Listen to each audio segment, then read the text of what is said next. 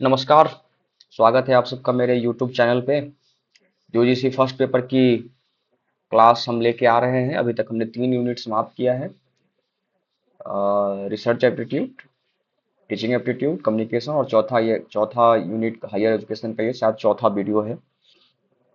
तो आइए शुरू करते हैं। एग्जाम का डेट आ गया है तो अब थोड़ा सा और फास्ट मोड में चलेंगे। और जो भी हम पढ़ा रहे हैं, जो भी आपको बता रहे हैं, वो सब जो है आप अपने PYQ जितने भी लगा सकते हैं उतने लगाइए। आने वाले समय में हम उसको भी लेके आएंगे। कि टेलीग्राम पे जुड़ जाइए जहाँ से आपको नोट्स मिलेंगे। और बाकी चैनल को सब्सक्राइब तो कर ही दीजिए, जिससे कि हमको मोटिवेशन मिले कि हम और इस पे मेहनत करें, आपके लिए वीडियो लेके आए, PYQ लेके आए। लाइक कर दीजिए। बाकी मतलब जो भी इससे कुछ सजेशन है तो वो कमेंट में कर सकते हैं। कुछ अच्छा लग रहा है, कुछ और इम्प्रूव की जरूरत है तो सब कमेंट में कर सकते हैं। देखिए, इस पूरे वीडियो बनाने का एक ही उद्देश्य है कि हम हिंदी माध्यम के बच्चों को फर्स्ट पेपर में अच्छे नंबर 40 के आसपास प्रश्न सही करके आए, ये मेरा उद्देश्य है। और इस उद्देश्य के पीछे का आधार ये है कि हमने भी मतलब मैं भी हिंदी माध्यम से ही रहा हूँ, और मैंने जो चैलेंजेस फेस किए हैं यूट्यूब पे, बाकी जगहों पे, कि हिंदी माध्यम का प्रॉपर कोई नोट्स, प्रॉपर कोई एडुकेटर नहीं है। सब अंग्रेजी में कंटेंट बनाते हैं, उसको हिंदी में अनुवाद करते हैं, फिर उसको मतलब अंग्रेजी में ही समझाते हैं। जहाँ फंसते हैं वहाँ अंग्रेजी में समझाने लगते हैं। तो मैं ये नहीं कर रहा हूँ कि नहीं है भी, तो बहुत महंगे भी हैं, बहुत पैसा लेते हैं। हम आपको फ्री में सारा कुछ कंटेंट दे रहे हैं। बस एक ही आपसे अपेक्षा है कि आप सब्सक्राइब कर दीजिए। मेरा नाम आयुष है, मैं PhD कर रहा हूँ सेंट्रल यूनिवर्सिटी पंजाब से। तो समय की अभाव होती है, तो मैं कोशिश करता हूँ कि कुछ समय निकाल के आपके लिए करूँ। तो मोटिवेशन की ज़रूरत होती है हमें भी। तो आइए शुरू करते हैं। हमने कल जो है वो NAP वगैरह के बारे में देखा था।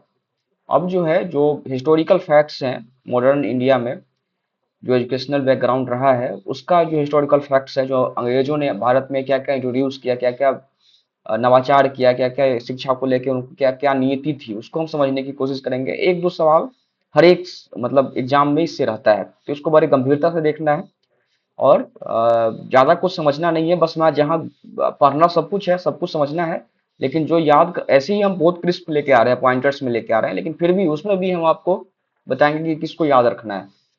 तो चलिए शुरू करते हैं। पहला जो एक्ट है वो चार्टर्ड एक्ट 1813 का है ना। ये बहुत महत्वपूर्ण भी हो जाता है, इसको आगे हम लोग देखेंगे। जैसा कि बताया जा रहा है कि 1813 जो चार्टर्ड एक्ट है वो भारत की शिक्षा इतिहास में एक महत्वपूर्ण मोड़ है। ठीक है, क्योंकि पहला एक्ट है अंग्रेजों के द्वारा लाया गया था कि मतलब फॉर्मल एजुकेशन को पहला एक बार किस तरीके से प्रस्तुत किया जाए, कैसा भारतीय समाज का शिक्षा हो अंग्रेज की दृष्टि से। तो उसको लाने के लिए इन्होंने चार्टर्ड एक्ट 1813 को लेके आया। उसमें कई प्रावधान इन्होंने लाए जो हम आगे डिस्कस करेंगे। इससे पहले जो था, ईस्ट इंडिया कंपनी केवल व्यापारिक संस्था थी, है ना। शिक्षा के क्षेत्र में इसकी कोई विशेष भूमिका नहीं थी। मोटा मोटी इसका बैकग्राउंड ये समझिए कि ईस्ट इंडिया कंपनी किसके लिए आई थी। ईस्ट इंडिया कंपनी जब आई थी तो उसका एक स्लोगन था कि मुझे भूमि नहीं व्यापार चाहिए, है ना। और उसके बाद की स्थिति आप देखें कि फिर व्यापार नहीं भूमि चाहिए वाला हो गया, है ना। तो पुर्तगाल जब आए थे तो उन्होंने कहा था कि हम मसाला लेने आए, इस तरह कुछ मैं भूल रहा हूँ, लेकिन अंग्रेजों का मुझे याद है कि मुझे भूमि नहीं व्यापार चाहिए।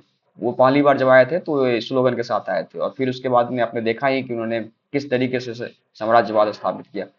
चलिए आगे चलते हैं कि इस एक्ट के बाद कंपनी को पहली बार ये जिम्मेदारी दी गई कि भारत के शिक्षा के विकास के लिए कार्य करें। ठीक बात है। तो पहला एक्ट कौन हो गया? 1813। भारत में सरकारी शिक्षा व्यवस्था की शुरुआत का आधार माना जाता है, क्योंकि पहला एक्ट था तो इसको आधार माना जाता है। अब धारा 43 क्या है इसको देख लेते हैं। कि इस एक्ट का सबसे महत्वपूर्ण भाग था कि शिक्षा से जुड़े प्रावधान दिए गए। ठीक है, अब देखिए ये सवाल कई बार पूछ दिया गया है। 1 लाख रुपए का प्रावधान, है ना। बहुत लोग गलती कर देते हैं, 1833, 1854, बहुत सारा एक्ट आया है ना। तो पहला याद रखना है कि पहला जो 1813 में आया था उसमें 1 लाख रुपए का प्रावधान शिक्षा पे खर्च करने का प्रावधान था। ब्रिटिश सरकार ने तय किया कि हर साल कम से कम 1 लाख शिक्षा पर खर्च किए जाएंगे, 1 लाख रुपया, है ना। ये इतिहास में पहला अवसर था जब सरकार ने शिक्षा के लिए नियमित बजट निर्धारित किया था। क्योंकि 1 लाख रुपया दे रहे हैं तो बजट तो हो ही रहा है ना। भारतीय ज्ञान का विकास, इस धन का प्रयोग भारतीय साहित्य, संस्कृत संस्कृत ग्रंथ, पारंपरिक पारंपरिक, देखिए हमको भी थोड़ा थोड़ा मतलब वो प्रोनाउंसिएशन में हो जाता है वो कि पारंपरिक, पारंपरिक लिखा हुआ ही गलती है। पारंपरिक ज्ञान को बढ़ावा देने के लिए किया जाता है। पारंपरिक, पारंपरिक, ठीक है, किया जाता है। देखिए हम लोग सीखने के फेज में है, सीखते हैं अपने एक दूसरे से, तो इस पर जज नहीं किया जाए कि भाई हमारी प्रोनाउंसिएशन इतनी वो नहीं है, वो ठीक बात है, हो सकती है, हम लोग सीख ही रहे हैं। यह इससे यह स्पष्ट होता है कि प्रारंभ में ब्रिटिश सरकार पूरी तरह पश्चिमी शिक्षा थोपना नहीं चाहती थी, ठीक है, ये भी आपको ध्यान में रखना है। विद्वानों को, विद्वान जो होते थे उसको प्रोत्साहन दिया जाता था। इस प्रावधान के तहत भारत के विद्वान को सहायता देने की बात कही गई थी। इसका उद्देश्य ऐसा शिक्षित वर्ग तैयार करना था जो समाज में ज्ञान का प्रसार कर सके, ठीक है, इसे आपको याद रखने को समझिए बस। जो हम वो घेरा लगाएंगे उसको सिर्फ आपको याद रखना है। इस धारा में यह भी कहा गया था कि भारत में साइंस की शिक्षा शुरू की जाए, ठीक है, साइंस की शिक्षा शुरू की जाए और उसे फैलाया जाए। पहली बार कब कहा गया था? 1813 में। यह भारत की आधुनिक शिक्षा की शुरुआत का संकेत था, ठीक है। अब जो है आइए आगे देखते हैं। अब विवाद क्या हुआ इसमें, कि इसमें विवाद को लेकर करते हैं कि विचारधारा क्या था। तो ओरिएंटलिस्ट, ये लोग भारतीय भाषा के पक्ष में थे, ठीक है, मतलब एक भारतीय पक्ष था जो भारतीय भाषा के पक्ष में था। उनका मानना था कि भारतीय संस्कृति और परंपरा को बनाए रखना चाहिए, जरूरी है। यह शिक्षा को परंपरागत ज्ञान के रूप में देखना चाहते थे, ठीक है। अब जो है एग्लिश, एग्लिश इसका क्या प्रोनाउंस किएंगे, इसको आप समझिए कि दो विचार था। एक विचार ये था कि भारत को भारतीय ज्ञान, भारतीय संस्कृति, भारतीय संस्कृत, भारतीय ज्ञान परंपरा को बनाए रखना है। दूसरा विचार यह था कि ये सब अंग्रेजों के ही विचार थे, मतलब अंग्रेज के दो भाग हो गए थे। एक विचार यह कह रहा था कि भारतीय ज्ञान, भारतीय संस्कृति, भारतीय परंपरा को बनाए रखना है। दूसरा विचार यह कह रहा था कि ये सिर्फ हम अंग्रेजी भाषा और पश्चिमी शिक्षा के समर्थन देंगे, है ना। उनका उद्देश्य था कि विज्ञान, तर्क, आधुनिक ज्ञान को फैलाना था। वो भारत को आधुनिक बनाने पर जोर देते थे, ठीक है। दो भाग बटा, और सब अंग्रेजी थे, उसमें कोई भारतीय नहीं था, अंग्रेजी थे। उनका दो भाग था। एक भाग वो बोल रहा था कि भारतीय जो भारत का ज्ञान परंपरा है उसको आगे बढ़ाइए। दूसरा बोल रहा था कि नहीं, जो हमारा ज्ञान परंपरा है, अंग्रेजों का ज्ञान परंपरा है, पश्चिमी देशों का ज्ञान परंपरा है, उसको लाइए भारत में, ठीक है। अब देखिए, अब इसमें प्रभाव क्या हुआ कि शिक्षा में सरकारी जिम्मेदारी बढ़ गई, वित्तीय सहायता की शुरुआत होने लगी, ठीक है, 1 लाख रुपया का अनुदान मिलना लगा। ये बहुत महत्वपूर्ण है, आपको ये डेटा याद ही रखना है। अस्थायी आर्थिक बन दिया गया। शिक्षा प्रशासन का विकास हुआ, शिक्षा में संचालन के लिए अलग नीतियां बनाई गई, पब्लिक इंस्ट्रक्शन कमिटी, जिसमें शिक्षा को व्यवस्थित और संगठित रूप दिया गया। आधुनिक शिक्षा की नींव, ठीक है। निजी और मिशनरी योगदान, सरकार के साथ मिशनरी और निजी संस्थाओं ने भी शिक्षा के क्षेत्र में योगदान दिया। इससे शिक्षा का तेजी से विस्तार हुआ, ठीक है। मिशनरियों की भूमिका, चार्टर्ड एक्ट 1813 के बाद मिशनरियों को भारत में काम करने की अनुमति मिल गई। बस बस बस, यही तो पॉइंट है। कौन सा एक्ट के बाद मिशनरियों को भारत में काम करने की अनुमति मिली? सवाल आपसे पूछ देगा, ऑप्शन दे देगा 1813, 1835, 1854, है ना, 1883। बस आपको वहीं पे याद रखना, 1813। मिशनरियों का योगदान क्या था कि स्कूल कॉलेजों को स्थापित करना, अंग्रेजी और विज्ञान की शिक्षा देना, पश्चिमी विचारधारा का प्रसार करना, जिसने भारत में आधुनिक शिक्षा तेजी से फैली। मोटा मोटी मिशनरियों का काम यही है, आज भी वही कर रहे हैं। महत्वपूर्ण तथ्य क्या है, एक्ट का उद्देश्य सीधा धर्म प्रचार नहीं था, ठीक है, ये भी आपको याद रखना है लाइटर मोड में। लेकिन मिशनरियों के कारण ईसाई धर्म का प्रभाव बढ़ा, ठीक है। एक्ट का तो मन नहीं था, मतलब एक्ट का तो उद्देश्य नहीं था कि धर्म का प्रचार किया जाए, मतलब पश्चिमी धर्मों का, ईसाइयत का, लेकिन जो मिशनरी इसमें इन्वॉल्व हुए तो स्वाभाविक ईसाई धर्म का प्रभाव बढ़ेगा। अंग्रेजी शिक्षा का महत्व देखिए, इसमें क्या था कि अंग्रेजी शिक्षा को बढ़ावा देने के लिए कुछ उपाय उन्होंने किए। प्रशासन के लिए कुशल कर्मचारी तैयार करना, भारतीय को सरकारी नौकरी में योग्य बनाना, के लिए योग्य बनाना, पश्चिमी संस्कृति और विचारों का प्रसार करना। इसके लिए एक नया एडुकेटेड मिडिल क्लास तैयार हुआ। ये सब आपको याद रखने की जरूरत नहीं है, बस आप समझिए कंसेप्ट पूरा। महत्वपूर्ण संस्थाएं कौन कौन से बनी, इसको थोड़ा सा याद रखना है। हिंदू कॉलेज, है ना, हिंदू कॉलेज 1817 में कलकत्ता में बना, जिसको बाद में प्रेसिडेंसी कॉलेज भी कहा जाता है ना, जिसमें जहां से इंदिरा गांधी ने पढ़ाई की थी। आधुनिक शिक्षा का प्रमुख केंद्र, सही विषयों के लिए पढ़ाई होती थी। बस दो याद रखना है, 1817 में हिंदू कॉलेज और बाद में प्रेसिडेंसी कॉलेज बना था। ये सवाल आ चुका है कि प्रेसिडेंसी कॉलेज हिंदू कॉलेज का नया नाम क्या था पुराना, मतलब ये था शायद क्वेश्चन में क्या, ये सब 2023 का दिसंबर का क्वेश्चन है कि मैं दिया था उस एक बार एग्जाम की प्रेसिडेंसी कॉलेज, हिंदू कॉलेज का नया नाम क्या था। तो प्रेसिडेंसी कॉलेज वहां पे ऑप्शन था। भारत में उच्च शिक्षा के लिए प्रारंभिक संस्थान था, ठीक है। देखिए देखिए देखिए देखिए देखिए देखिए मेरा 11 बजे से क्लास भी है, और अब देखिए हम 10:50 होने को है और हम अभी आपका क्लास ही ले रहे हैं। एल्फिस्टिन एल्फिस एल्फिस्टिन रिपोर्ट जो है, अब इसको देख लेते हैं। ये क्या है, माउंट स्टुअर्ट एल्फिस्टन। एल्फिस्टन जो है वो, इसके रिपोर्ट के बारे में देखते हैं। तो क्षेत्र क्या था, बॉम्बे प्रेसिडेंसी था। ये चार्टर्ड एक्ट 1813 के बाद। उद्देश्य क्या था, शिक्षा के विकास को व्यवस्थित योजना बनाना। तो इसकी सिफारिशें क्या थी, एजुकेशन बोर्ड की स्थापना, प्राथमिक शिक्षा का विस्तार, अंग्रेजी शिक्षा की शुरुआत, भारतीय संस्कृति का संरक्षण, शिक्षक प्रशिक्षण, गरीबी छात्रों की वित्तीय सहायता, डिस्ट्रिक्ट ऑफिसर और सुपरवाइजर की नियुक्ति, उच्च शिक्षा संस्थान की स्थापना। यहाँ पे क्या है, एल्फिस्टन इंस्टीट्यूशन और कॉलेज की स्थापना। परिणाम क्या हुआ, इसको आपको याद रखना है कि किस रिपोर्ट के बाद एल्फिस्टन इंस्टीट्यूट का या कॉलेज की स्थापना हुई। तो एल्फिस्टन रिपोर्ट वह सीधा आप कनेक्ट कर लीजिएगा। आधुनिक शिक्षा की प्रणाली की शुरुआत, शिक्षा में प्रशासनिक सुधार। मोटा मोटी एक ही बात है, लेकिन आपको वो जो की पॉइंट है उसको याद रखना है। भारत में संगठित और आधुनिक शिक्षा प्रणाली की नींव रखी गई यहाँ से।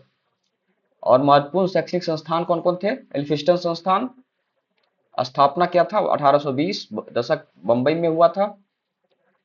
उच्च शिक्षा को बढ़ावा देना, विशेषता क्या थी, आधुनिक शिक्षा का प्रारंभ, बम्बे क्षेत्र में शिक्षा का प्रमुख केंद्र। आप देख रहे हैं कितना क्रिस्प नोट्स है, मतलब बनाई गई है हमारे द्वारा। हम ये दावा बिल्कुल नहीं करें कि सारा हमने ही बनाई है।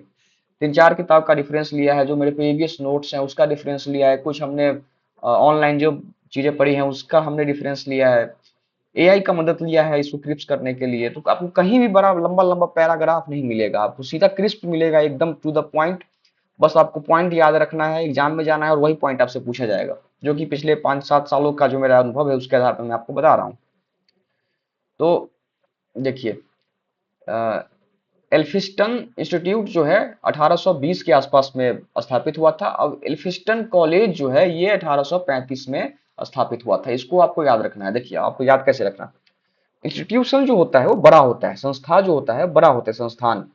उसके बाद कॉलेज आता है। तो पहले किसकी स्थापना होगी, संस्थान की, है ना। संस्थान में बहुत सारी चीजें आती है ना, जैसे कि अ, मैं सेंट्रल यूनिवर्सिटी पंजाब में पीएचडी कर रहा हूँ। तो ये जो है इंस्टीट्यूट है, मतलब एक बहुत बड़ा इंस्टीट्यूट है। इसमें कई सारे जैसे स्टेट, देखिए इससे आपको नहीं समझ में आएगा, जैसे कि स्टेट यूनिवर्सिटी को आप देखिए उसमें कई सारे अफिलिएटेड कॉलेज होते हैं। तो कॉलेज जो है अफिलिएटेड होता है स्टेट यूनिवर्सिटी से। लेकिन इंस्टीट्यूट यूनिवर्सिटी जो होता है उसका मेन बॉडी जो होता है उस इंस्टीट्यूट होता है। यानी इंस्टीट्यूट ऐसे मान लीजिए उसके छोटा सा भाग है एक कॉलेज। तो पहले इंस्टीट्यूट की स्थापना कब हुई, 1820 के आसपास। कॉलेज एल्फिंस्टन कॉलेज की स्थापना कब हुई, 1835 के आसपास। एल्फिंस्टन संस्थान से विकसित हुआ, ठीक है। और ये यहाँ पे देखिए, यहाँ पे आ गया, चलो ठीक। एल्फिंस्टन संस्थान से विकसित हुआ, यानी संस्थान से ही जो है कॉलेज का निर्माण आगे बढ़ा, ठीक है। अंग्रेजी माध्यम में उच्च शिक्षा, कई प्रसिद्ध विद्वान यहीं से निकले, ठीक है। यह भारत में प्रारंभिक आधुनिक कॉलेजों में से एक है, ठीक है। कोलकाता मेडिकल कॉलेज, अब इसको भी आपको याद रखना है, 1835। अब प्रारंभिक आधुनिक कॉलेज में से एक है। एल्फिंस्टन कॉलेज कौन है, प्रारंभिक आधुनिक कॉलेजों में से एक है। आपको इसलिए इसको याद रखना है कि पहला मेडिकल कॉलेज था ये, भारत का पहला आधुनिक मेडिकल कॉलेज था। पश्चिमी चिकित्सा की शिक्षा शुरू हुई थी। चिकित्सा शिक्षा में क्रांति लाने वाली संस्थान थी, ठीक है। अब देखिए मैं काले मिनट्स आ गया, क्या करें, यहीं पे समाप्त कर देंगे। मेरा क्लास भी है और बड़ा मतलब टाइम मैनेजमेंट का थोड़ा इशू हो जा रहा है मेरे साथ, क्योंकि कई सारी कामें हो रही है मेरे, मतलब चल रहा है अभी। तो इसकी वजह से अब देखिए मैं खुद असिस्टेंट प्रोफेसर की एग्जाम के लिए तैयारी कर रहा हूँ, या पीएचडी का कोर्स वर्क चल रहा है, कई चीजें पढ़ने पड़ रहे हैं। समय की बिल्कुल मतलब समझिए कि कट टू कट का शेड्यूल बना हुआ है। फिर भी मैं कोशिश करता हूँ कि कुछ भी समय मिल जाए पर्सनल टाइम में से भी जो है 15 मिनट, 20 मिनट, 25 मिनट के लिए आपके लिए वीडियो बना दूं। और सिर्फ 15 मिनट नहीं काम लगता है ना, उसमें आपको घंटों लगते हैं कि आप उसको बना रहे हैं, नोट्स देख रहे हैं एक बार, फिर उसको आप अपलोड कर रहे हैं, फिर उसके बारे में पूरी जो का मैकेनिज्म है उसको बना रहे हैं, तो समय लगता है। तो इसलिए मैं आपको कर रहा हूँ कि थोड़ा मोटिवेशन जरूरी है। अब देखिए मेरा 41 वीडियो में डाल चुका हूँ अभी तक, और मेरे सब्सक्राइबर कितने हैं, 54। क्यों, पता नहीं, कंटेंट मेरे मतलब मुझे लगता है कि अच्छे हैं, टू द पॉइंट हैं, PYQ जो है वो पूछे वहीं से पूछे जा रहे हैं। ना व्यूवरशिप जा रही है, ना सब्सक्राइबर बढ़ रहा है, तो क्यों नहीं बढ़ रहा है ना? तो यही है कि आपका सपोर्ट नहीं मिल रहा है, और एक ये भी है कि एल्गोरिदम मैच नहीं कर पा रहा है अभी। जैसे जैसे हम वीडियो और बनाते जाएंगे, एल्गोरिदम पे चढ़ते जाएगा तो और बढ़ता जाएगा, लेकिन एल्गोरिदम पे तभी आएगा आगे जब आपका सपोर्ट होगा मुझे। आप सब्सक्राइब करेंगे, अपने दोस्तों में शेयर करेंगे, तो एल्गोरिदम उसको कैच करता है, ऐसे तो नहीं करेगा। फिर मैं वही इंतजार कर रहा हूँ कि कोई एक ऐसा वीडियो जो एल्गोरिदम पे चला जाए, तो फिर बहुत लोगों तक पहुंच जाए। इससे मेरा क्या प्रॉफिट होगा? इससे ये होगा कि ये कंटेंट जो इतने महीने से बनाई जा रही है वो आप लोगों तक आसानी से पहुंच जाए और आपको फायदा हो। मैकाले मिनट्स के बारे में देखते हैं। मैकाले के बारे में आपने बहुत सुना होगा कि मैकाले की नीति ने भारत को शिक्षा की व्यवस्था को बर्बाद कर दिया, अंग्रेजी थोप दिया, इस तरीके की कई सारी पॉलिटिकल बयानबाजी आपने सुनी होगी। अब देखते हैं कितना हकीकत है और कितना क्या है उसमें। सही में क्या मैकाले ने इस तरीके की व्यवस्था की थी? तो ये हमको इसमें मिलने को, समझने में को आएगा।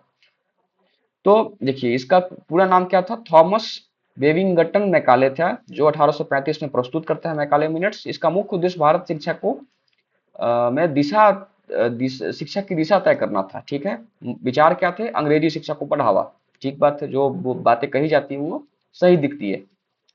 ब्रिटिश सरकार के अनुसार शिक्षा के केंद्र यूरोपियन ज्ञान और विज्ञान होना चाहिए तथा इसका माध्यम अंग्रेजी भाषा होना चाहिए। यही तो समस्या कर दिया भाई साहब, भारत में यही एक बड़ा बड़ा समस्या है।